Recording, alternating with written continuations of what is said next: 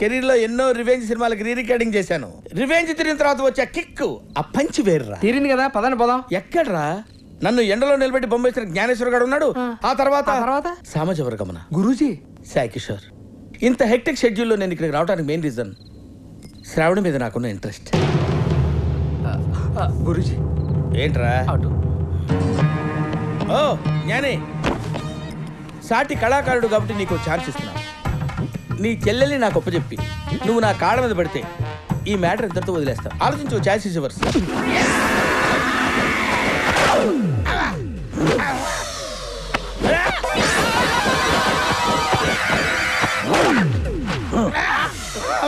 ఏమన్నావు రా నా చెల్లెల్ని? దండం పెడతాను, నన్ను వదిలేసేయండి సార్. దండం పెట్టురా, ఇడి చేస్తా. అలాగే సార్. దండం పెట్టండి గురూజీ. దండం పెట్టిపోయి ఇడి చేస్తా. చేతులు పైకి రావట్లేదు బాబాయ్. అన్నా ఈడు కాళ్ళ మీద కొడితే నువ్వు చేతులు ఎరిసినవేంది? నువ్వు ఊరుకోమా, దుద్దు దుద్దు దుద్దు అంటావు. ఎక్కడో తను కొట్టాడు కదా. అరుస్తా అన్నా ఈయన కాలు ఎరిసి ఇరిచేద్దాం. చూడలా ఇచ్చేసాడు. బావగారు ఏదో సింపుల్ గా చెరుకు గడ్డ ఇచ్చినట్టు ఇచ్చారు. టెక్నిక్ ఏంటండి? ఈ ఐటమ్ ని కాయ కచోరే లాకంటారు బాబు. దీన్ని జర జాగ్రత్తగా అప్లై చేయాలి, లేకుంటే టకాయిర్లో కన్వర్ట్ అయ్యే ప్రమాదం ఉంది. ట్రై చేస్తా బావగారు. దాందేముంది చేసుకో. థ్యాంక్ యూ బావగారు. అసలు కొత్త అంటున్నాడు. లేనిపోతే సార్ ఆకాలు కూడా మీరే తీసేయండి. అబే ఒకళ్ళిద్దరు జావందే డాక్టర్లు అవుతా. అర్రా ముచ్చట పడుతుంది చేసుకొని నువ్వు కానీ బాబు కానీ. ఇక రెస్ట్ తీసుకోరా.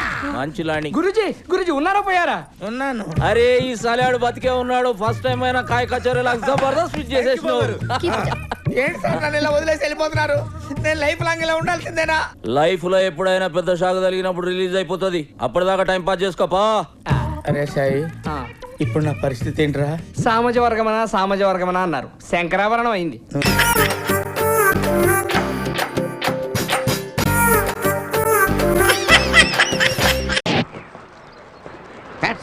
పెదరాయుడు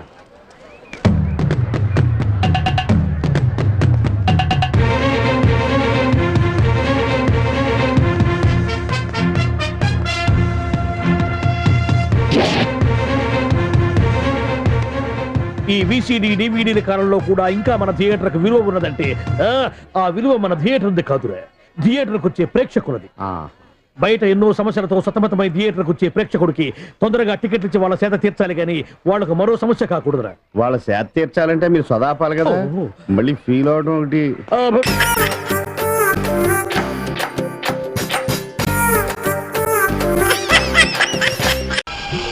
బంగారు నగలు.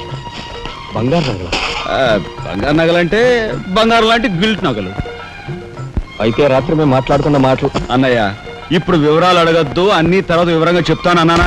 ఇప్పుడు వివరాలు ఏం అడగద్దు, తర్వాత అన్ని వివరంగా చెప్తాను అన్నాడా? ఆ వివరాలు నేను చెప్తాను. అమ్మని ఇది ఇంటి దాకా వస్తుందని తెలిస్తే అక్కడే నరికి పాతేసేవాడిని. ఎవరమ్మా నువ్వు? సామాన్తో పాటు దిగిపోయావు.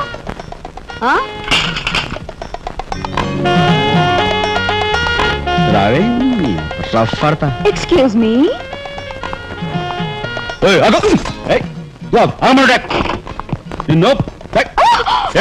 ఏమిటి దౌర్జన్యం? ఇంట్లో వచ్చింది కాకుండా గది గది వెళ్తున్నావా? నా శీల ఏ గదిలో భద్రంగా ఉంటుందో చూసుకుంటున్నాను. నీ శీలం కోట్ చేజులంత రఫ్ ఉందో రఫ్ పాడించేస్తా. కొట్టుయా కొట్టు, నీతో రఫ్ ఆడించుకోవడానికి వచ్చాను. బామ్మా, ఈ ఇంటికి పెద్ద దిక్కులో ఉన్నారు, పైగా ఆడవాళ్ళలాగా ఉన్నారు. ఈ ఆడదాని బాధను అర్థం చేసుకోండి. ఈ భారతదేశంలో ఒక ఆడదాని శీలానికి భద్రత లేదా? కనీసం నీ బొంద ముందు నీ బొత్తాలు భద్రంగా పెట్టుకో. నా శీలం బామ్మగారు చూసారా, మీ ముందు ఇలా చూస్తున్నాడు. నాకంతా అర్థం అవుతూనే ఉందరా, అనుమానాలు నాకున్నాయి. నోరు మూసుకుని పద. నా పెంచి ఏమిటి అలా నలుగురిలోనూ అడిగితే తలా ఒక తన్ను తంతారేమోనని ఇక్కడికి తీసుకొచ్చా. ఆ అమ్మాయి ఎవరు? ఆ అమ్మాయికి నీకు సంబంధం ఏమిటి? నిజంగా ఎలాంటి సంబంధం లేదు.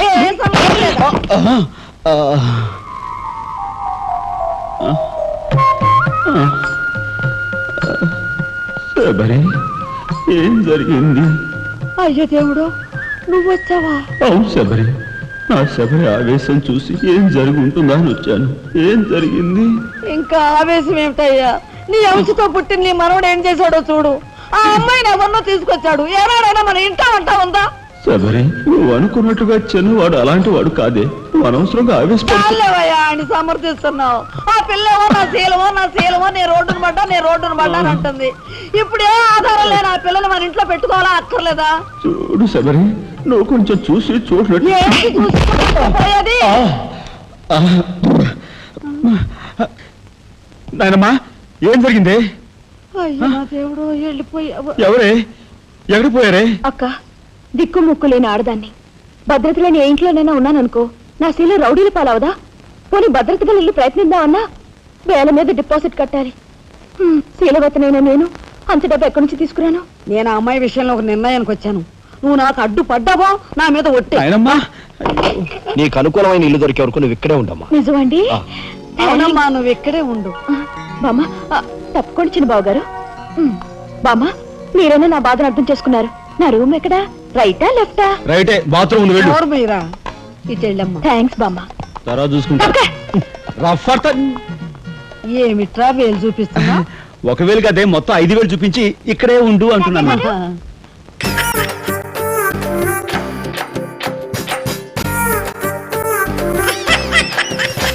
అందుకే నేను ప్రార్థిస్తున్నాం స్వామి, అటు మా అమ్మా నాన్నలు గొడవ, ఇటు శేషారత్నం కూతురు బాధ లేకుండా మమ్మల్ని కాపాడు తండ్రి. వీరులారా ఇలా దయచేయండి. ఏమిటండి మమ్మల్ని ఇంత గౌరవంగా పిలుస్తున్నారు? ఒరే, మనల్ని ఇంత గౌరవంగా పిలుస్తున్నాడంటే వీడికి ఏదో బాధ ఉందన్నమాట. ఏమిటండి మీ బాధ?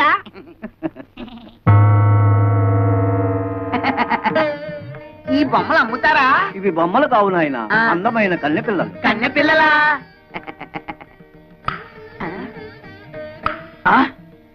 ఏమయ్యా, రాళ్ళకి ఆ డాళ్ళకి తేడా తెలియనంత బెరిబెదలు అనుకున్నావా? ఒరే, వీడెవడో పిచ్చాసుపత్రి కేసులో ఉన్నాడు, పారిపోదాం.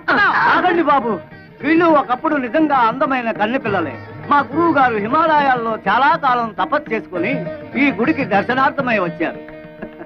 డబ్బు అందము ఉన్నదన్న అహంకారంతో మా గురువు గారిని అవమానించారు. అప్పుడు ఆయన కోపం వచ్చి వీళ్లను జనం లేని ప్రాణుల్లాగా ఉండమని శపించారు. అయ్యో పాపం, ఇక వీళ్ళ బతుకంతా ఇంతేనా? వినండి మరి. అప్పుడు వీళ్ళు మా గురువు గారి పాదాల మీద పడి హోరున విలపించారు. అప్పుడు ఆయన జాలిపడి వీళ్ళకి తరుణోపాయం చెప్పారు. ఏమిటది? త్వరగా చెప్పండి. ఇద్దరు యువకులు కలిసి 7 పుణ్యకార్యాలైనా సరే 3 పాపకార్యాలైనా సరే చేయాలన్నారు. ఆ పాపకార్యాలు చెప్పండి, చేసేస్తాం. ఒక ప్రాణిని చంపడం, ప్రాణ స్నేహితుల్ని విడదీయడం, పాపురాల్ని కోల్చడం, పంపల్ని కాల్చడం, పెళ్లి సంబంధాలని పేర్చడం లాంటివి. ఇందులో మీరు 3 పాపకార్యాలు చేస్తూ బాగా తన్నులు తిన్నారంటే 3 వాయిదాల్లో వీళ్ళకి నిజస్వరూపాలు వస్తాయి. కొబ్బరికాయకి వైరంతా ఏమిరా నాన్న? ఇది మామూలు కొబ్బరికాయ కాదు, కొండల పేల్చే బాంబుల మందు. ఇందులో బాగా కూరాం. వదలకు, పేలుతుంది. ఇంకెందుకురా ఇది? ఆ క్లాస్ అమ్మాయి చెప్పారు ఒక కొంప కూల్చమని. అందుకే మన ఇంటి చుట్టూరా కొబ్బరి బాంబులు ఇంకా అలా అలా పెట్టాం. కావాలంటే చూడండి. అయ్యో గురువయ్యప్ప, ఒరేయ్, ఎవరి కొంప కూల్చమంటే మన కొంపకే పెట్టారేమిట్రా? అలా చూస్తే నిలబడ్డారేమిటండి? వెళ్ళి తీయండి, తొందరగా తీయండి. ఈ కొబ్బరి బాంబులతో ఎవడి కొంప కూల్చాలో నేను పరయ్యా.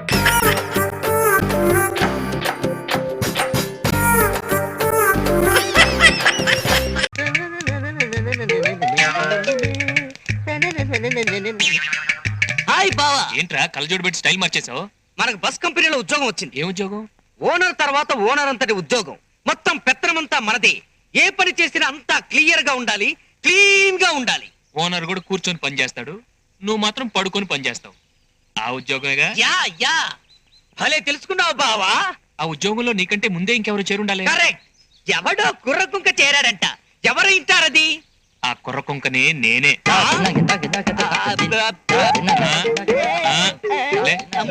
లే, పద సరుకులు కొందాం. అలాగే.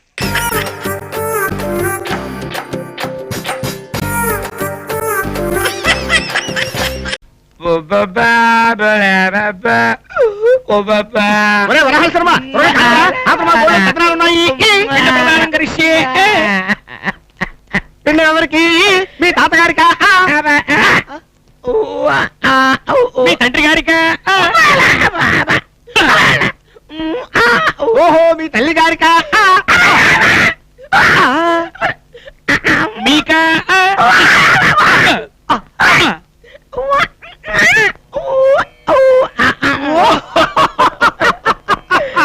మీ రెండో ఆవిడక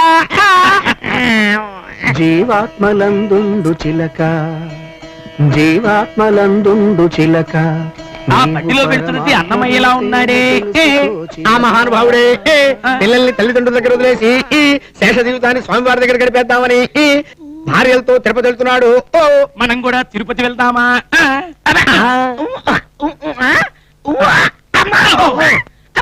అయ్యో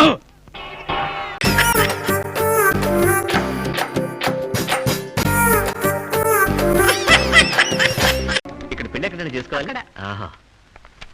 sir good morning sir. Marriage application. ఈమె అమ్మాయి, ఓ సారీ ఆమె అమ్మాయి, అక్కడ సిగ్గుపడుతున్నాడు వాడే అబ్బాయి. మా పెళ్లి ఆఫ్టర్ వర్డ్స్. ఏం సార్ మౌనవ్రతం? అప్లికేషన్ ఇక్కడ సైన్ చేయి. Pen pen. ఓ ఎక్కడ అంతకం పెట్టాలి? జాగ్రత్తగా పట్టుకో. ఎక్కడ ముందు. అయ్యో ఏమిటి శబ్దం? అత్తుందని ఎగతాలు చేస్తున్నాడు sir. Sir sir sir sir మన్నించండి సార్, వాడికి నిజంగానే నత్తుంది సార్. అయ్యయ్యో ఎప్పటి నుంచి సార్? పుట్టినప్పటి నుంచే. మీకు నేను 20 ఏళ్ల వరకు లక్షణంగానే ఉన్నాను సార్. బాత్రూంలో స్నానం చేస్తూ పడ్డారా? అమ్మ బాత్రూంలో పాడి చచ్చిపోయింది. వైజాగ్ లో అయితే డాక్టర్ దగ్గరికి వెళ్ళాను. గులకరాయి నోట్లో పెట్టుకొని బీచ్కి వెళ్ళి ఆరవమన్నాడు. నేను రాయి నోట్లో పెట్టుకొని ఓ అని అరిచాను. పోయింది. గులకరాయి లోపలికి పోయింది. అయ్యో మీరేమన్నా బిల్డింగ్ రాళ్ళు రప్పలు లోపల ఉంచుకోకూడదు. ఆవదం లేదు లింగం. ఆవదం చాలా ముఖ్యం. ముందు పెట్టరా సంతకం. ఆరవకూడదు. మీరు సంతకం పెట్టండి సార్. అపూర్వ సహోదరుడు జానకి. ఎందుకైనా మంచిది మీ నాన్న ఒకసారి అడిగొద్దామా? మీరు వెళ్ళి ఆట్లాడి రండి, నేను వెయిట్ చేస్తాను. ఆగరా సార్, అర్థం లేకుండా నత్తకండి సార్. పిల్ల తండ్రి పెనమలూరులో ఉన్నాడండి. అయ్యయ్యో, అయితే పెళ్లి కూడా అత్తిపోతుంది. తాళి తీసుకో సార్. టైం దొరికినప్పుడల్లా వస్తుండండి, మీతో చాలా మాట్లాడాలి. తాళి కట్టరా. 3 ముళ్ళు నేనే వెయ్యాలా? ఆ డౌట్ ఎందుకు వచ్చింది నాన్న నీకు? ఒకటి నేనేస్తాను, మిగిలిన 2 అక్కలు వేయాలి కదా. అక్కయ్య? అక్క ఎక్కడుందిరా? నాకు అక్కలు ఎవరు లేరుగా. నడుగుతాను నత్తి గాడిద. మిమ్మల్ని గాడిద అంటానా సార్? మీరు నత్తి సింహం. కట్టరా.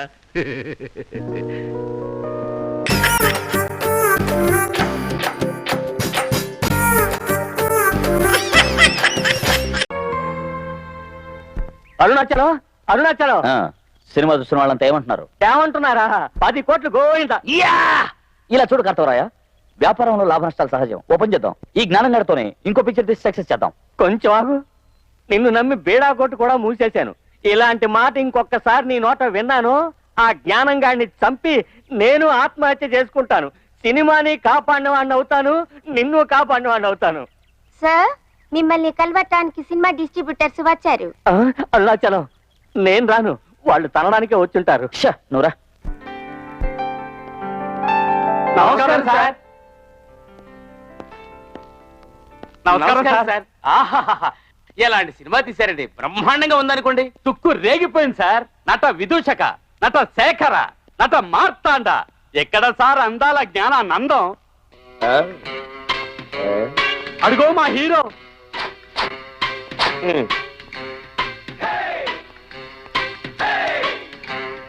అన్నా, ఈ పిక్చర్ రిలీజ్ అయిన వెంటనే మిమ్మల్ని బుక్ చేయడానికి ఇంగ్లీషు, హిందీ, కొంకణి అన్ని భాషల నుంచి ప్రొడ్యూసర్లు వస్తారన్నా. దయచేసి వెళ్ళిపోకండి అన్నా.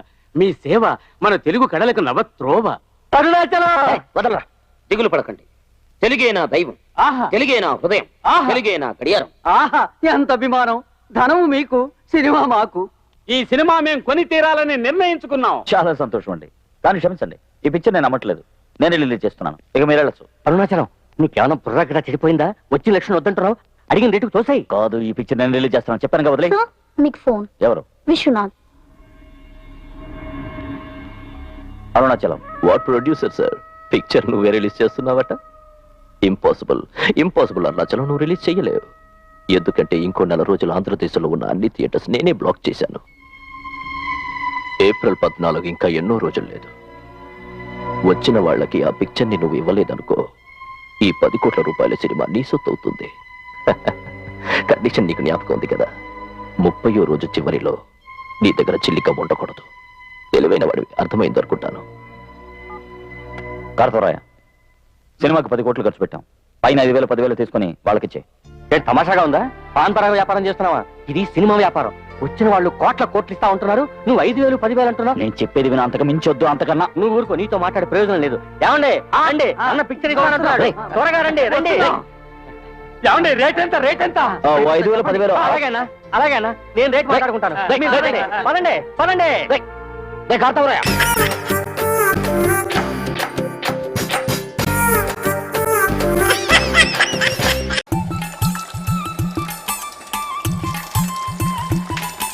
కేశవరా, ఏంటి వాటర్ అంతా కళకళలాడుతుంది?